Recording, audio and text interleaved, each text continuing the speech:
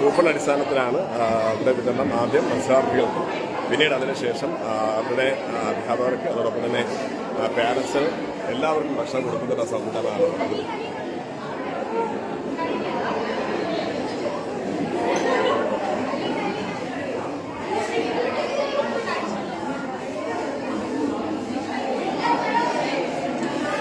എങ്ങനെയാണ് നെച്ചോറ്? അടിപൊളിയായിരുന്നോ?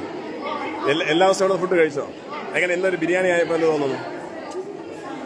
കൊള്ളാം, അടിപൊളി. യെസ്. എങ്ങനെയാണ്? അടിപൊളിയായി. മന്ത്രി ശിവൻകുട്ടി പറഞ്ഞല്ലോ കുട്ടികൾക്ക് ബിരിയാണി കൊടുക്കണമെന്ന് പറഞ്ഞത് ഇവിടെയും അത് നടത്തിയല്ലേ? എങ്ങനെയുണ്ട്? കൊള്ളാം. ഇന്നലെ കഴിച്ചോ? സദ്യ കഴിച്ചോ? കഴിച്ചു. ഏതാണ് ബെസ്റ്റ്? രണ്ടും ബെസ്റ്റാണ്. Yes, okay. അപ്പോൾ എന്തായാലും ഇതാണ് കുട്ടികളെയും അതോടൊപ്പം തന്നെ ഇവിടെയുള്ള പാരൻസിന്റെ അഭിപ്രായം കൂടെ നമുക്ക് എന്തായാലും ചോദിക്കേണ്ടത്. നല്ല സുഭിക്ഷമായ രീതിയിലാണ് എന്തായാലും ഫുഡ് കമ്മിറ്റി ഇവിടെ നമ്മൾ സൂചിപ്പിച്ചത് തന്നെ സുഭിക്ഷമായ രീതിയിലുള്ള ഭക്ഷണമാണ് കൊടുക്കുന്നത്. ഏകദേശം 4000 പേർക്കുള്ള ഭക്ഷണം കൊടുത്തു. ഇന്ന് ഈ പറഞ്ഞ ബിരിയാണിയാണ് സ്പെഷ്യലായിട്ടൊന്ന് കൊടുക്കുമെന്ന് അറിയിച്ചിരുന്നു. എന്തായാലും അവരുടെ അഭിപ്രായങ്ങൾ ചോദിക്കാൻ നേരത്തെ തന്നെ കൂപ്പൺ അടിസ്ഥാനത്തിൽ ധാരാളം ആളുകൾ കുട്ടികൾ ഉൾപ്പെടെ വന്ന് ഭക്ഷണം കഴിച്ച് പോയിട്ടുണ്ട്. സൂചിപ്പിച്ചത് ബിരിയാണി ആകുമ്പോൾ പലരും കഴിക്കാത്തതുകൊണ്ട് തന്നെ നെയ്ച്ചോറ്, ഇറച്ചി എന്ന നിലയ്ക്കാനായിട്ടുള്ളത്. വെജ് ആവശ്യമുള്ളവർക്ക് വെജ് ബിരിയാണി, വെജ് കറിയും കൂടി ഈ ഒരു നെയ്ച്ചോറിനൊപ്പം നൽകുന്നു.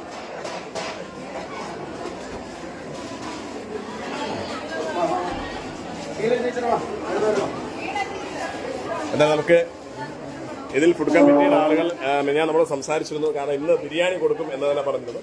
എന്തായാലും അതിനുവേണ്ടി എത്ര പേർക്ക് കൊടുത്തു എന്നുള്ളത് നമുക്ക് ഫുഡ് കമ്മിറ്റിയോട് തന്നെ ചോദിക്കേണ്ടതുണ്ട്. പിന്നെ എങ്ങനെയാണ് നമ്മളെന്തായാലും ഇന്നലെ ന്യൂസ് റിപ്പോർട്ട് ചെയ്തു ഈ പറഞ്ഞ ഭക്ഷണം കൊടുക്കും, അതോടൊപ്പം തന്നെ ബിരിയാണി കൊടുക്കുന്നുണ്ട്. അപ്പൊ ഇതിപ്പോ നെയ്ച്ചോറും അതുപോലെ തന്നെ കോഴിക്കറിയാണ്. ചിലർക്ക് ബിരിയാണി കഴിക്കാനായതുകൊണ്ട് എത്ര പേർക്ക് ഭക്ഷണം കൊടുക്കുന്നു? ഇതിപ്പോ ഏതാണ്ട് 700ഓളം പേര് ഇതുവരെ കഴിച്ചു കഴിഞ്ഞു. ഇനി അതുകൊണ്ട് 700ഓളം ഭക്ഷണം കരുതിയിട്ടുണ്ട്. ഇന്നുള്ള സമയങ്ങൾ അത്രയും പേർക്ക് കഴിക്കാൻ കഴിയും. നമ്മുടെ തിരുവനന്തപുരം സൗത്ത് ഉപജില്ലാ ചരിത്രത്തിൽ ആദ്യമായിട്ടാണ് നമ്മൾ നോൺ വെജ്, അതായത് ബിരിയാണി, നെയ്ച്ചോറും ചിക്കനും ഇത് മാത്രമാണ് കൊടുക്കുന്നത്. ആദ്യമായിട്ടാണ്. ഒരുപാട് അധ്യാപകരും കുട്ടികളും ഒക്കെ ചോദിച്ചു, വ്യത്യസ്തമായിരിക്കുന്നല്ലോ ഇന്ന് മുൻ കലോത്സവങ്ങൾ അപേക്ഷിച്ചിട്ടുണ്ട്. പ്രത്യേകിച്ച് ഒരു നഴ്സറി കുട്ടിയാണ് ചോദിച്ചത് എന്താണ് മന്ത്രിയുടെ അമ്മാവ് വരുന്നെങ്കിലും തീർച്ചയായും.